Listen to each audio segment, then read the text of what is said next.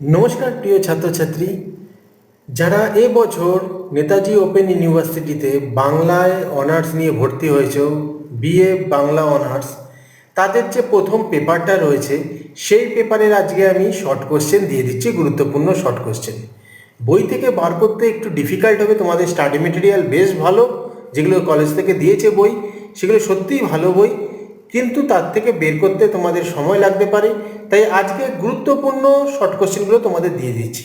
এর মধ্যে থাকবে বাংলা আদি পর্ব যেগুলো রয়েছে, চর্যাপদ, শ্রীকৃষ্ণ কীর্তন, শ্রীকৃষ্ণ বিজয়, অনুবাদ সাহিত্য, মহাভারত, ভাগবত, এর এগুলো থাকছে। সবকটা চ্যাপ্টার দিতে পারলাম না আজকে, বেশিরভাগ কিন্তু আমি তোমাদের শর্ট কোশ্চেন দিয়ে দিচ্ছি।